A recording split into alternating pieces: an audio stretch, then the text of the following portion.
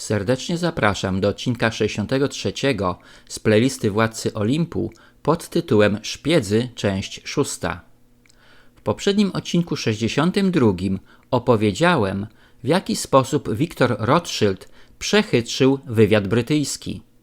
W tym odcinku opowiem o niespodziewanej zmianie polityki Związku Radzieckiego wobec kwestii palestyńskiej. Viktor Rothschild przeprowadził wiele kontroli w ważnych brytyjskich ośrodkach badawczych. Między innymi w 1942 roku przyjechał do Uniwersytetu w Birmingham, gdzie skontrolował laboratorium Peirsa i Klausa Fuchsa, a przy okazji pracownię Olifanta. W tamtym czasie Olifant był zaangażowany w prace dotyczące techniki radarowej. W swoich wspomnieniach z 1994 roku pisał: „To było moje jedyne spotkanie z nim. Rothschild pragnął poznać wszystkie szczegóły dotyczące mojego projektu. Obszedł całe laboratorium i przeczytał każdy raport. Chociaż nie był ekspertem, doskonale orientował się w wielu sprawach. Był to nadzwyczaj bystry i mądry człowiek. Bardzo go polubiłem”. Kontrola przeprowadzana przez Wiktora w laboratorium Olifanta daleko wykraczała poza standardową procedurę MI5. Rothschild, korzystając z nieuwagi naukowca, zdołał wynieść z jego biura magnetyczną tubę próżniową o średnicy 3 cali. Tuba ta była wykorzystywana w zaawansowanych instalacjach radarowych do wytwarzania fal krótkich. Wiktor zrobił dokładny rysunek urządzenia i przekazał go do centrali KGB. Następnego dnia zwrócił tubę Olifantowi z notatką: „Prawdopodobnie powinieneś wzmocnić środki bezpieczeństwa. Twój lojalny przyjaciel Viktor Rothschild”. Naukowiec natychmiast zapewnił Rothschilda o wzmocnieniu ochrony i był nawet wdzięczny Wiktorowi za niezłożenie raportu wskazującego na uchybienia w laboratoryjnych procedurach bezpieczeństwa. W 1943 roku Rothschild odwiedził londyńskie laboratorium profesora George'a Thomsona w celu rzekomej kontroli systemu zabezpieczeń. Podczas rozmowy z profesorem dowiedział się o wykorzystaniu plutonu do budowy bomby i przekazał te informacje przez Blanta do KGB. Na początku 1947 roku Związek Radziecki niespodziewanie zmienił swoją stałą opinię w sprawie budowy Izraela na ziemiach palestyńskich. Sam Marks, podobnie jak Stalin, był zdecydowanym przeciwnikiem ruchu sionistycznego i jego idei. Obaj uważali, że Izrael to czysta fantazja. W maju 1939 roku Brytyjczycy opublikowali trzecią Białą Księgę, w której również wystąpili przeciwko dążeniom sionistów. Powstaje zatem pytanie: dlaczego Związek Radziecki w kwietniu 1947 roku niespodziewanie zmienił swoje stanowisko i poparł budowę Izraela oraz podział Palestyny? Andrzej Gromyko w swoim przemówieniu w ONZ mówił o wielkich nieszczęściach, które spotkały Rzymian w czasie wojny. I dlatego nie powinno się ignorować ich dążeń.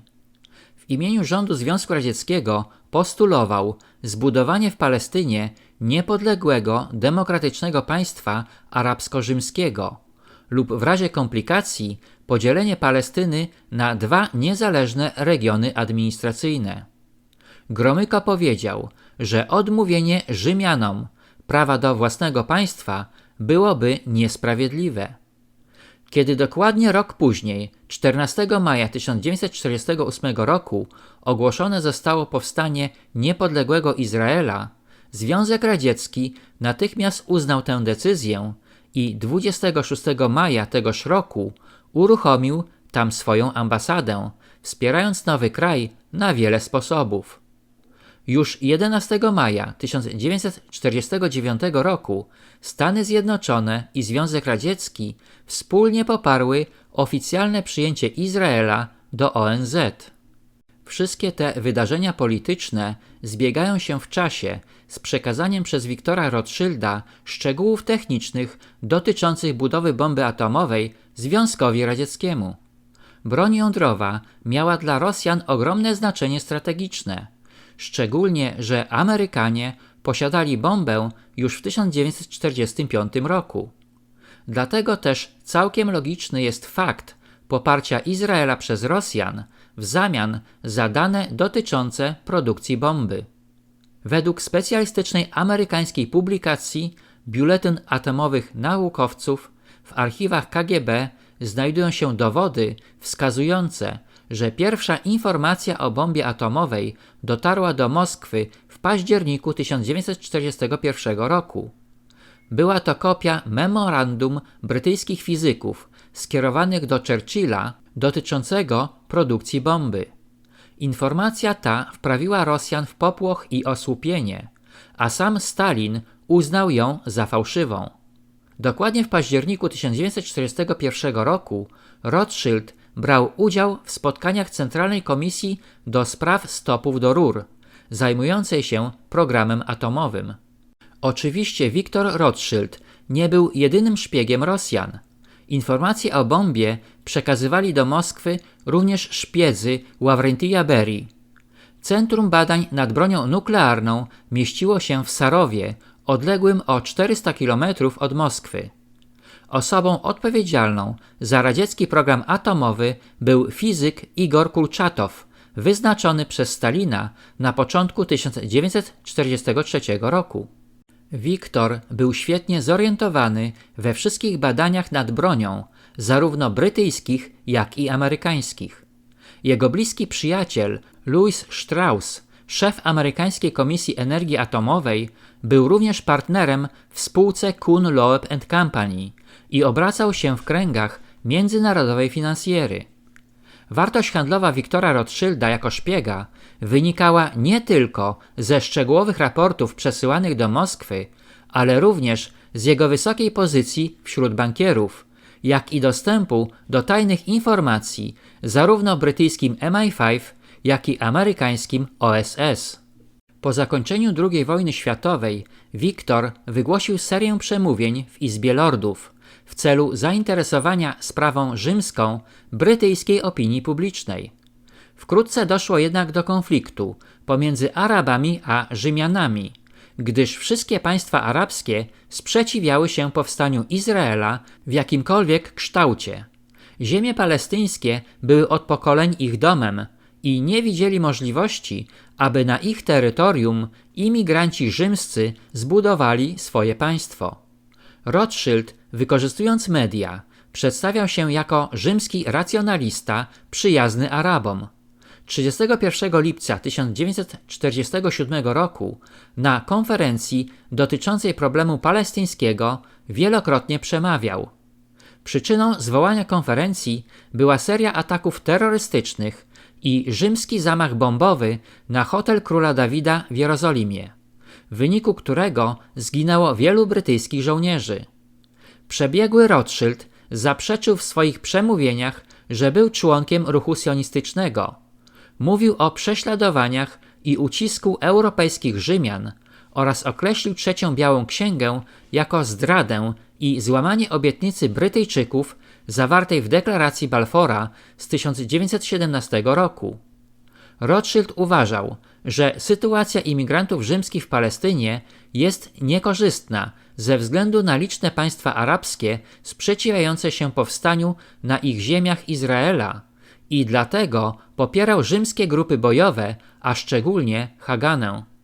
Dla Związku Radzieckiego sytuacja była jasna.